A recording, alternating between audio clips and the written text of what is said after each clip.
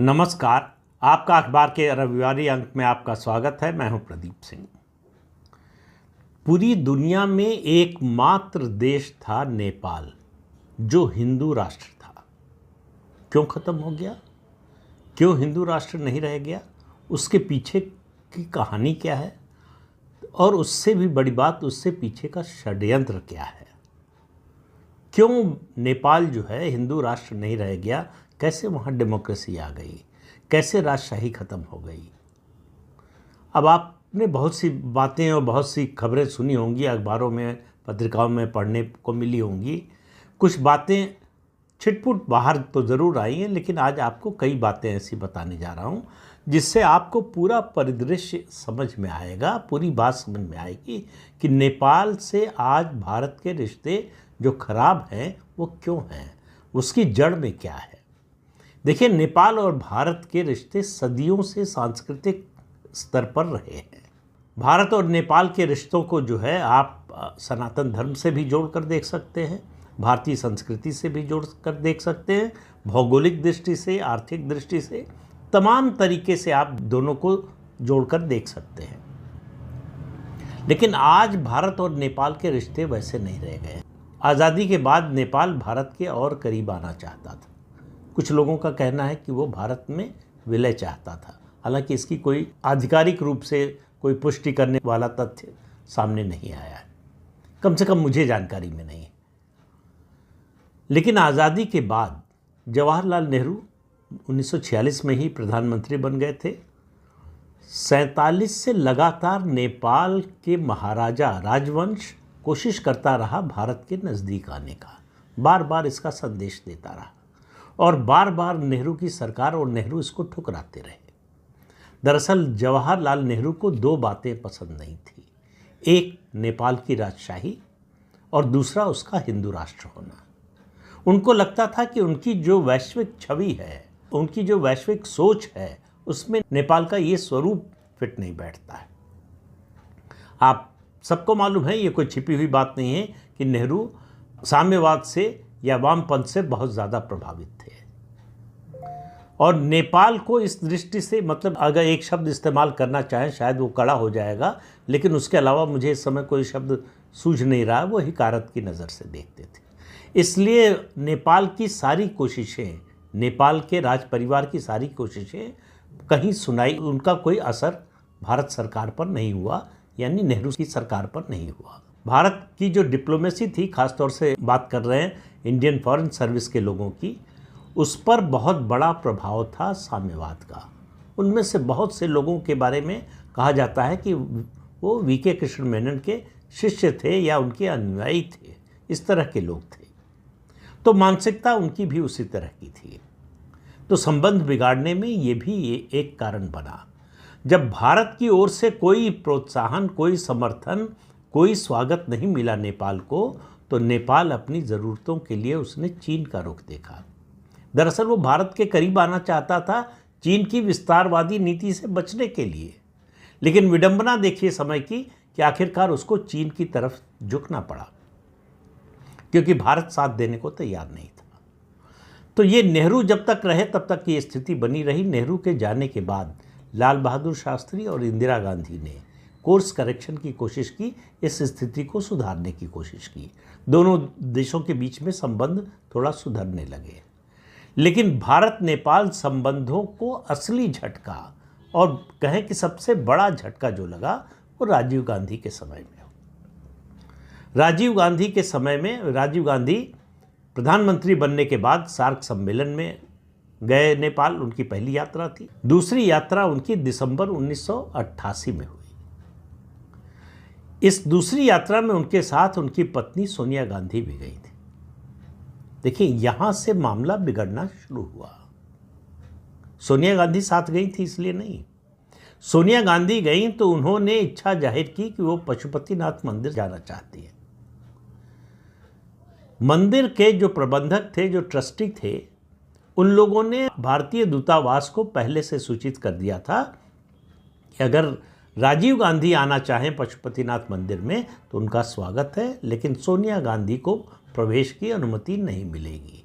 और आपको मालूम है कि 3 मंदिर ऐसे हैं पशुपतिनाथ मंदिर नेपाल का, तिरुपति मंदिर भारत का और पुरी का जगन्नाथ मंदिर। ये 3 मंदिर ऐसे हैं जहां विधर्मियों को जाने की अनुमति नहीं है, उनको प्रवेश नहीं मिलता है।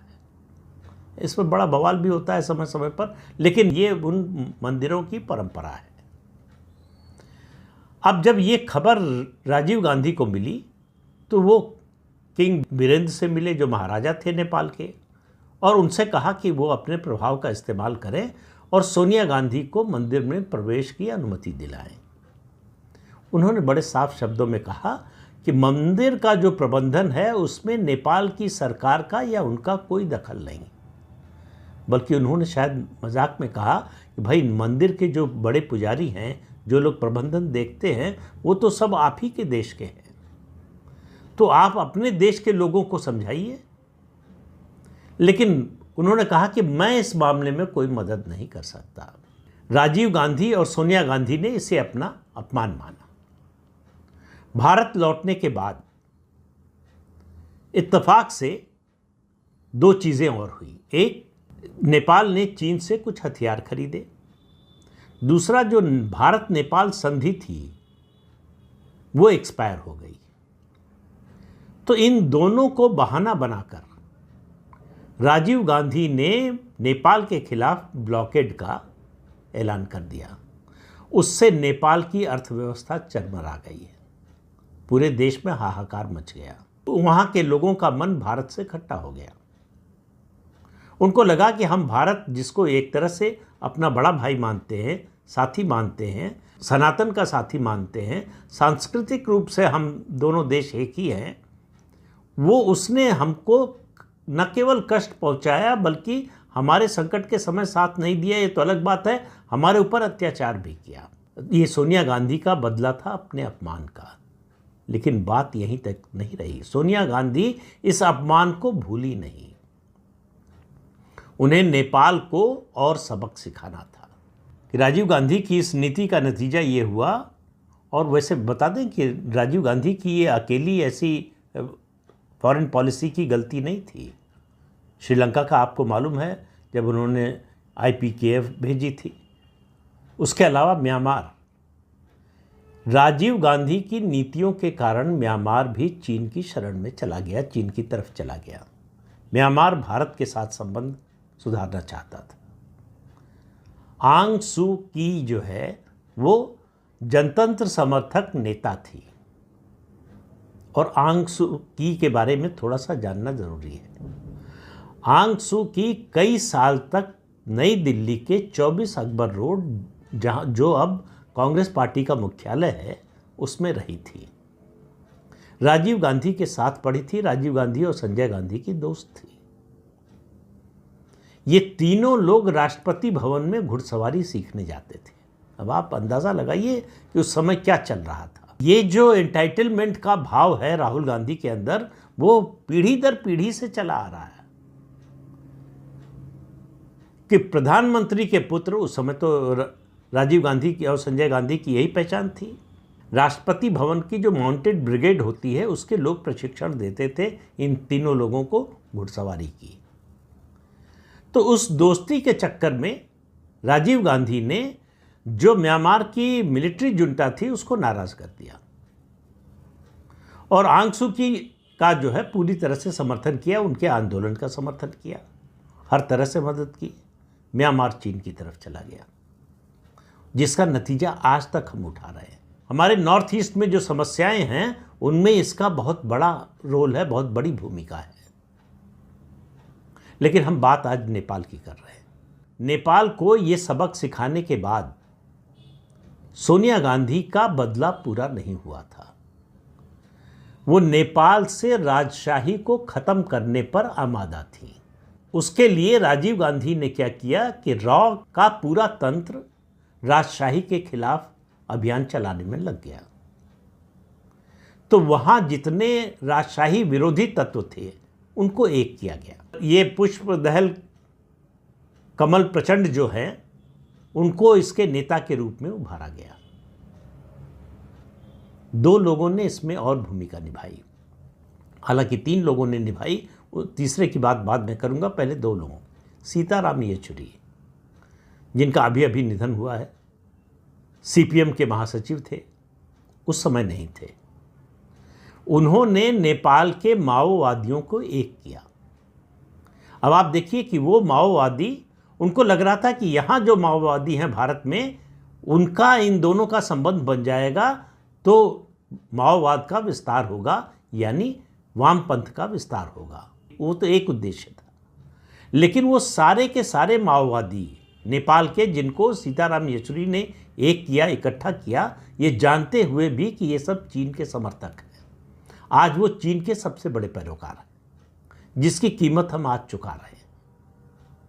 तो सीताराम येचुरी और नेपाल कांग्रेस के लोगों को एक करना राजशाही के खिलाफ, उसका काम किया डॉक्टर डीपी त्रिपाठी ने, देवी प्रसाद त्रिपाठी, जो एनसीपी के नेता थे उस समय।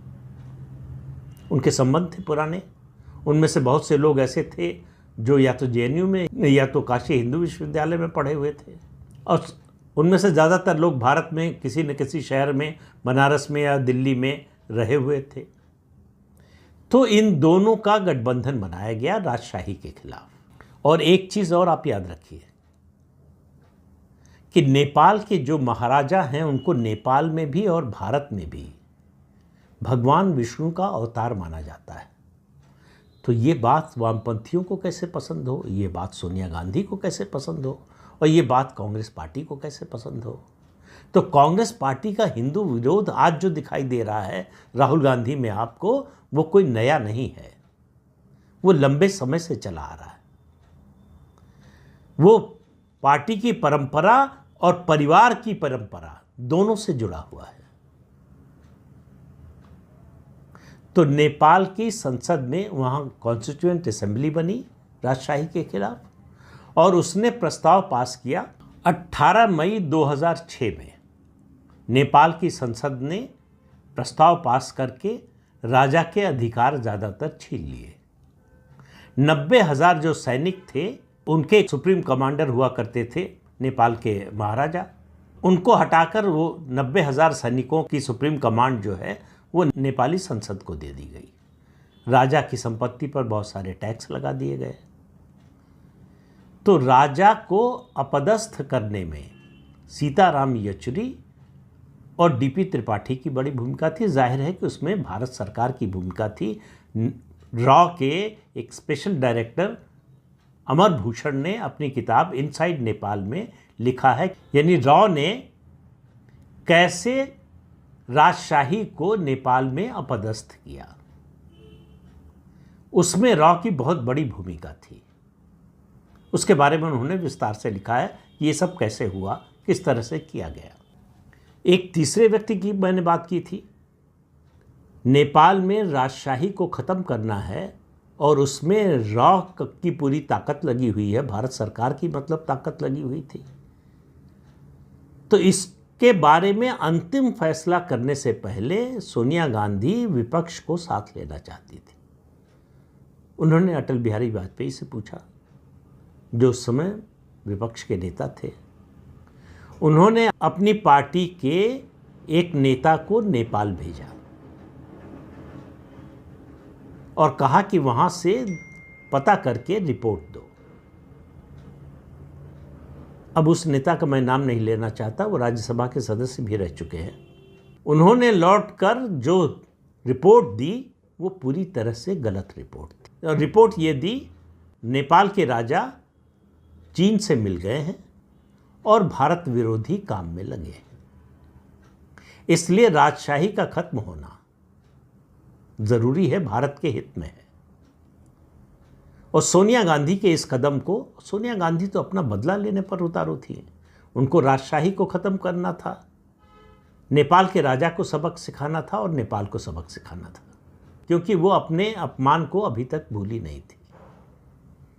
इसमें उनको साथ मिला भारतीय जनता पार्टी का। एक गलत फीडबैक के आधार पर भारतीय जनता पार्टी और अटल बिहारी वाजपेयी ने फैसला लिया कांग्रेस सरकार के कदम का समर्थन करने का। उसका नतीजा आप समझिए, उसका जो परिणाम हुआ उसको समझने की कोशिश कीजिए। उसका असर केवल भारत पर नहीं, पूरी दुनिया में हिंदुओं पर पड़ा। दुनिया का एकमात्र हिंदू राष्ट्र खत्म होने जा रहा था और उसमें सहयोगी बनी भारतीय जनता पार्टी। सोनिया गांधी का कांग्रेस का ये एजेंडा तो समझ में आता है। नेहरू के समय से वो राष्ट्रशाही के और हिंदू राष्ट्र के खिलाफ थे। नेपाल हिंदू राष्ट्र है, ये बात कभी नेहरू गांधी परिवार ने स्वीकार नहीं की। चाहे जवाहरलाल नेहरू हो, चाहे राजीव गांधी हो, चाहे सोनिया गांधी हो, बीच में फर्क सिर्फ जो है इंदिरा गांधी के समय आया था। तो मैंने जैसा पहले कहा, लाल बहादुर शास्त्री और इंदिरा गांधी के समय जब ये दोनों प्रधानमंत्री बने, उस समय कोर्स करेक्शन की कोशिश हुई। तो ब्लॉकेड नेपाल से लौटकर जो राजीव गांधी ने किया, जिसके बारे में कहा जाता है कि वो सोनिया गांधी के दबाव में किया गया, उससे जो नाराज़गी का सिलसिला शुरू हुआ। देखिए, सरकार और वहाँ की राजशाही की नाराज़गी तो अपनी जगह, आम जनता की नाराज़गी वहाँ से शुरू हुई और वो आज तक खत्म नहीं हुई है। नेपाल के लोगों को लगता है कि भारत जो है वो बुली करता है, वो हमारे आंतरिक मामलों में हस्तक्षेप करता है। जिस चीन की विस्तारवादी नीति से बचने के लिए नेपाल भारत के करीब आना चाहता था, आज विडंबना देखिए कि उसी चीन के करीब पहुंच गया है। तो एक गलत फैसले ने, एक गलत जानकारी ने, एक गलत सहमति ने एकमात्र हिंदू राष्ट्र को खत्म कर दिया। सोनिया गांधी का बदला पूरा हो गया। नेपाल में राजशाही खत्म हो गई। वो बात के डेवलपमेंट और हैं कि राजा के बेटे ने, जो दीपेंद्र शाह थे, उन्होंने अपने पूरे परिवार की हत्या कर दी। उसके बारे में बहुत सारी कहानियां हैं और उन कहानियों के बारे में अमर भूषण की जो किताब है उसमें बड़ा विस्तार से ऐसा बताते हैं कि लिखा गया। मैंने पूरी किताब पढ़ी नहीं है, इसलिए उसके बारे में कोई दावे के साथ नहीं कह सकता कुछ। लेकिन इतना तय है कि राजीव गांधी के समय से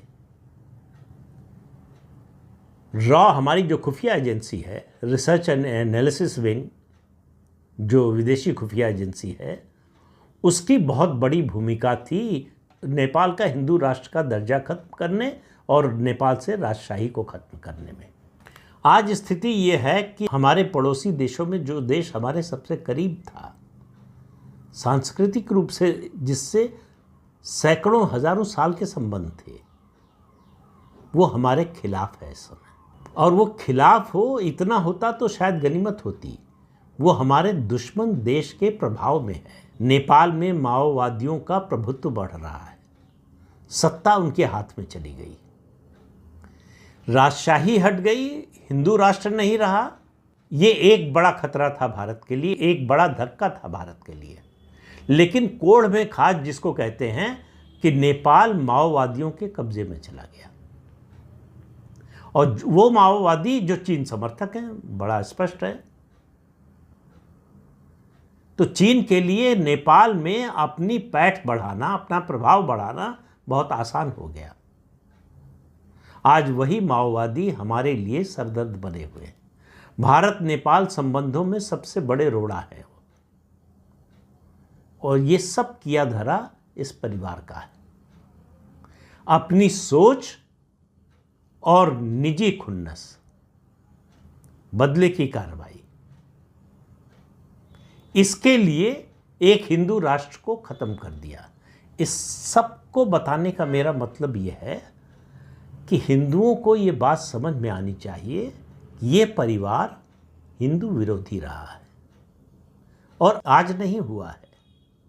जो राहुल गांधी की बातें, उनके वक्तव्य सुनकर हमको आश्चर्य होता है, इसलिए कि हम अतीत को भूल गए हैं कि घटनाक्रम किस तरह से चला, किस तरह से हुआ है। हमारे पड़ोसियों से संबंध जो बहुत अच्छे नहीं हैं, उनमें बहुत बड़ी भूमिका है इस नेहरू गांधी परिवार की। उनके किए हुए का भुगतान आज तक देश कर रहा है। तो इसलिए आप बिल्कुल अपेक्षा न करें कि सोनिया गांधी और राहुल गांधी की कांग्रेस पार्टी हिंदुओं के हित के बारे में कभी सोचेगी। हिंदू हित उनके विचार में ही नहीं आता। उनके स्वभाव में ही नहीं है। इसलिए आने वाले दिनों में ये जो विचार है, ये जो सोच है, ये और बड़े खतरे के रूप में सामने आने वाली है। मैं सिर्फ आपको इससे सावधान करने की कोशिश कर रहा हूँ, ये बताने की कोशिश कर रहा हूँ कि देखिए, जो भी आप फैसला लें, मेरा मानना है कि फैसला किसी भी पक्ष में, किसी के भी विरोध में हो, वो इन्फॉर्म डिसीजन होना चाहिए, जानकारी के आधार पर होना चाहिए, भावुकता के आधार पर नहीं होना चाहिए, भावना में बहकर नहीं होना चाहिए, तथ्य, तर्क, युक्ति और प्रमाण के आधार पर होना चाहिए।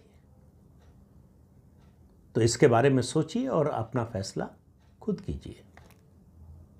तो इस अंक में इतना ही। अगले अंक में फिर मिलेंगे किसी नए मुद्दे के साथ। तब तक के लिए अनुमति दीजिए।